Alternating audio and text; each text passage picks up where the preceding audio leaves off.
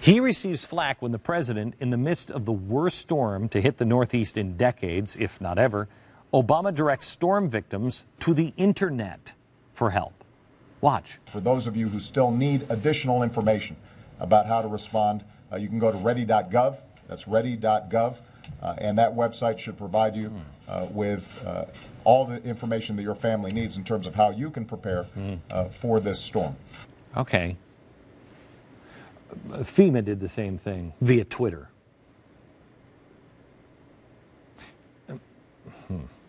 You see the problem with this yet?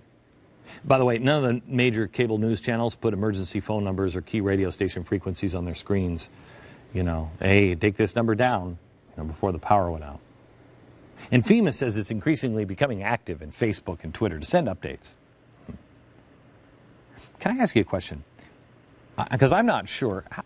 How they expect all those people to surf the internet without power or cable? And who does this hurt the most? Who is the least likely group of people to be tech savvy enough to figure a way to connect to the internet without power running to their home? Our parents and grandparents. Does he honestly expect our 80 or 90-year-old parents or grandparents to whip out their Samsung Galaxies and start lighting up Google? Your grandparents even have cell phones or computers, let alone Twitter? I mean, hey, Grandma, dug your tweet last night. Oh, thank you so much. Really? If they even do have a computer, are they on Twitter and Facebook? Do they forward you all the best emergency preparedness sites? Come on. The only thing our parents and grandparents, know how to do on computers, generally speaking, and I'm just this much out of this class, is to fall for the Nigerian prince scam. Oh, you seem like such a wonderful man. Yeah, really? This president is so wildly out of touch and apparently unconcerned with what happens to our nation's elderly. His health care bill puts them in a dangerous position, one which they will become easy targets of rationing. Grandma, you lived a good life. We just can't afford to pay for that treatment. It might be better for you to take the pill. That is a quote from the president.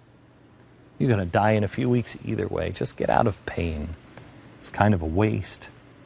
All along, he has catered to sidestep Grandma. Step aside, Grandma. You know that crowd. The 26-year-olds who are still children living with Mommy and Daddy and on the insurance. There are still millions without power, and hundreds of thousands likely won't have power for the rest of the week. How are they going to get on internet to Google and find out the information?